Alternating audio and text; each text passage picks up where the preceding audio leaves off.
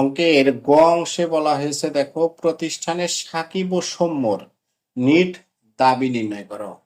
এখানে নিট দাবি নির্ণয় করার অর্থ বলছে যে অংশীদারদের মূলধন হিসাব করতে হবে। অনেক সময় এই জায়গাটাতে বলা থাকে যে অংশীদারদের মূলধন হিসাব প্রস্তুত করো, কিন্তু এই অঙ্কে বলছে নিট দাবি নির্ণয় করো, বিষয়টি একই। এখন আমরা এখানে আসি।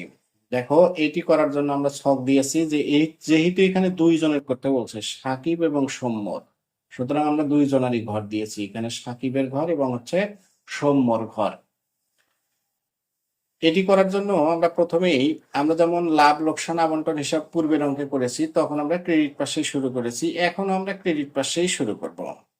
তো ক্রেডিট পাশে শুরু করার জন্য প্রথমেই এই লাভ অংশীদারি ব্যবসার অঙ্ক করার জন্য প্রথমেই আমাদের অঙ্কের প্রথম তারিখ দিতে হবে। এই অঙ্কটি শুরু হচ্ছে 2024 এবং জানুয়ারি 1 তারিখে। জানুয়ারি 1 তারিখে কি করতে হবে? দেখো, জানুয়ারি 1 তারিখে আমাদের প্রথম যে বিষয়টি সেটি করতে হবে যে মূলধন নিয়ে আসতে হবে। ব্যালেন্স বিডি দিয়ে এই দুইজন অংশীদারের মূলধনের পরিমাণ নিয়ে আসতে হবে। দেখো, এখানে সাকিব এবং সৌম্য, তাহলে সাকিব এবং তামিম, তাহলে সাকিবের মূলধন কত ছিল? দেখো, এখানে সাকিবের মূলধন 50,000, তামিমের 30,000 এবং সৌম্যর হচ্ছে 20,000। তাহলে সাকিবের মূলধন হচ্ছে এখানে অঙ্কে আমাদের 50,000 টাকা এবং সৌম্যর মূলধন কত ছিল? সৌম্যর মূলধন ছিল 20,000 টাকা। তাহলে 20,000 টাকা দিয়ে দিলাম। এটি করার পর কি করতে হবে আমাদের? এটি করার পর সব সময় মনে রাখবে, আমরা 1 তারিখে মূলধন নিয়ে আসব এবং পরের যে তারিখগুলো থাকবে, পরের তারিখটা হবে অবশ্যই আমাদের ডিসেম্বর 31, অর্থাৎ বছরের শুরুর তারিখে আমরা মূলধন নিয়ে আসব এবং পরের তারিখগুলো অবশ্যই ডিসেম্বর 31 তারিখে হবে। এখন কি করব? এখন আমরা আমরা পূর্বের অঙ্কে অংশীদারদের কি করেছিলাম? মূলধন হিসাব করেছি, অংশীদারদের লাভ লোকসান আবন্টন হিসাব করেছিলাম। এখানে এই লাভ লোকসান আবন্টন হিসাব কথাটা আমরা লিখে দিব যে লাভ লোকসান আবন্টন হিসাব যেটা আমরা করেছি সেটা এখানে দিয়ে দেব। এই লাভ লোকসান আবন্টন হিসাব লেখার অর্থ হচ্ছে এখন আমরা লাভ লোকসান আবন্টনের ডেবিট পাশে যে সমস্ত দফা দেখিয়েছি সেই ডেবিট পাশের দফাগুলো আমরা এখানে ক্রেডিট পাশে দেখাবো। ডেবিট পাশে প্রথমে দেখিয়েছি আমরা মূলধনের সুদ, তাহলে মূলধনের সুদ আমরা প্রথমে দেখাবো যে মূলধনের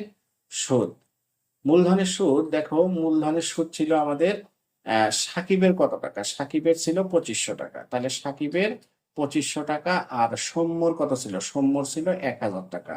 তাহলে সৌম্যর মূলধনের সুদ ছিল 1000 টাকা। এরপরে ডেবিট পাশে আর একটা দেখিয়েছি কি? মুনাফার অংশ। তাহলে এখানে মূলধনের সুদের পর আমরা দেখিয়েছি কি? মুনাফার অংশ। তাহলে এখানে লিখে দিলাম যে মুনাফার অংশ। মুনাফার অংশ সাকিব এবং সৌম্য। তাহলে সাকিবের মুনাফা ছিল এখানে কত? 7,495 টাকা এবং সৌম্যর মুনাফার অংশ ছিল কত? 2,498 টাকা। তো এটি হচ্ছে আমাদের ক্রেডিট পাশের কাজ। এখন আমরা আসবো ডেবিট পাশে। ডেবিট পাশে অবশ্যই আমাদের কত? 2024। এখানে কোনো প্রারম্ভিক তারিখ হবে না, এখানে সব হবে সমাপনী তারিখ, ডিসেম্বর 31। এখানে দেখো, ক্রেডিট পাশে আমরা যখন করেছি তখন প্রথমে মূলধনের পরিমাণ দিয়েছি, আর ডেবিট পাশে যখন আমরা করব তখন সবার আগে আমরা দেব উত্তোলন হিসাব। ক্রেডিট পাশে দিয়েছি কি? মূলধন হিসাব, আর ডেবিট পাশে আমরা দেব উত্তোলন হিসাব। তাহলে উত্তোলন হিসাব। উত্তোলনে দেখো সাকিবের কত টাকা উত্তোলন ছিল। এখানে দেখো বলছে যে ব্যবসা হতে সাকিব, তামিম 7,000 টাকা এবং সৌম্য 1 অক্টোবর তারিখে 4,000 টাকা নগদ উত্তোলন করে। সাকিবের কোনো উত্তোলন ছিল না, উত্তোলন ছিল কার? তামিমের 7,000 এবং সৌম্যর 1,000, 4,000।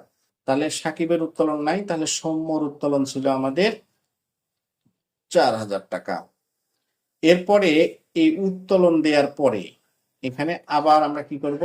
এই উত্তোলন দেওয়ার পরে আমরা এখানে যেমন মূলধন দেওয়ার পরে লাভ লোকসান বন্টন হিসাব লিখেছি, অনুরূপ ভাবে ডেবিট পাশে উত্তোলন দেওয়ার পরে আমরা লাভ লোকসান বন্টন হিসাব লিখে কি করব? এর ডেবিট পাশে গুলো যখন যেভাবে এখানে ক্রেডিট পাশে দেখিয়েছি, অনুরূপ ভাবে এই লাভ লোকসান বন্টন হিসাবের ক্রেডিট পাশের গুলো আমরা এখন ডেবিট পাশে দেখাবো। তাহলে ক্রেডিট পাশে প্রথমে ছিল কি উত্তোলনের সুদ। তাহলে লিখবো আমরা উত্তোলনের সুদ। এখন এই উত্তোলনের সুদ তামিমের ছিল 195 টাকা। এখানে তো তামিমের করতে বলে নাই, কিন্তু সৌম্যর আছে 50 টাকা।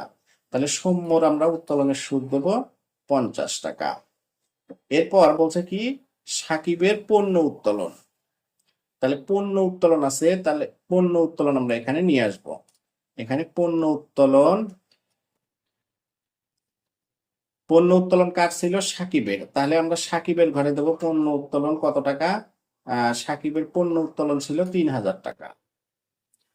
এরপরে দেখো উত্তোলনের সুদ দেখিয়েছি পণ্য উত্তোলন, অর্থাৎ এর ক্রেডিট পাশের গুলো যেভাবে ডেবিট পাশে দেখিয়েছি, আবার এর ক্রেডিট পাশের গুলো এখানে ডেবিট পাশে এবং ডেবিট পাশের গুলো ক্রেডিট পাশে দেখানোর পর আমাদের দেখো আর কোনো কাজ নাই।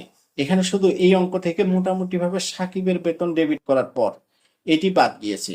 এই অঙ্কটির এটি হচ্ছে সবচেয়ে চমকপ্রদ বিষয়। সাকিবের বেতন ডেবিট করার পর যদি কোনো সমন্বয় ডেবিট করার পর বা বাদ দেওয়ার পর বলা থাকে, সেটা কখনোই আমাদের এই লাভ লোকসান বন্টন হিসাবে আসে না।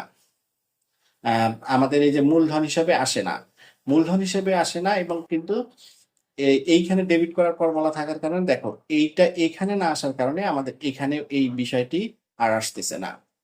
তাহলে এখন এটি করার পর আমাদের এর পরের কাজটি হচ্ছে কি, এরপরে আমাদের করতে হবে এই যে ক্রেডিট পাশের যোগ।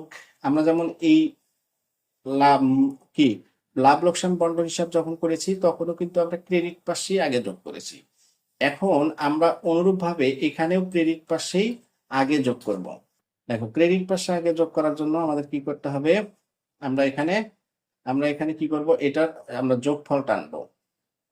আমরা এখানে এটার যোগফল টানে দেব এবং অনুরূপভাবে এখানেও আমরা যোগফল টানবো। এই সাকিবের ঘর আমরা আগে যোগ করব। সাকিবের ঘর 50,2500 এবং 7,495 টাকা। এইটি যোগ করলে হবে আমাদের 59,995 টাকা, এবং এই টাকাটাকে এবং সৌম্যর টাকার ঘর যোগ করলে হবে আমাদের 23,498 টাকা। এটি যোগ করার পর আমরা কি করব, এটাকে অবশ্যই আমরা ক্লোজ করে দেব। এবং এই যে টাকাটা, এই টাকাটাই আমরা এখানে ডেবিট পাশের যার যার কলামে দেখাবো। এখন দেখানোর পরে আমরা সব সময় এইখানে ক্রেডিট পাশের যোগফল যেহেতু বেশি হয়ে যায়, তাহলে আমাদের ডেবিট পাশে ঘাটতি কত, এই ঘাটতিটাকে আমরা ব্যালেন্স সিডি দ্বারা পূরণ করব। তাহলে ব্যালেন্স সিডি দ্বারা পূরণ করে দেব।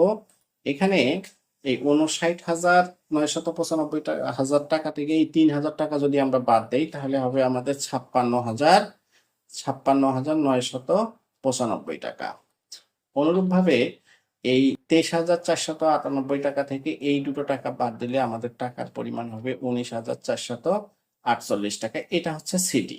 এই সিডি কি বের হচ্ছে আমাদের এই সবগুলো দফা কিন্তু 31 ডিসেম্বরে। তার মানে এই সিডির টাকাটা হচ্ছে আমাদের কি ডিসেম্বর 31-এ। এই ডিসেম্বর 31-এ কখনো অঙ্ক শেষ হবে না অংশীদারি ব্যবসায়।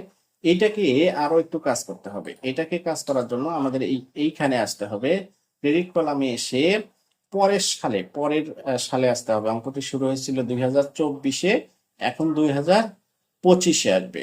2025-এ এসে এটাকে অবশ্যই কি করব, আমরা এখানে জানুয়ারি 1 লিখবো, যে জানুয়ারি 1। এই জানুয়ারি 1 তারিখে এটাকে আমরা কি দেখাবো, ব্যালেন্স সিডি।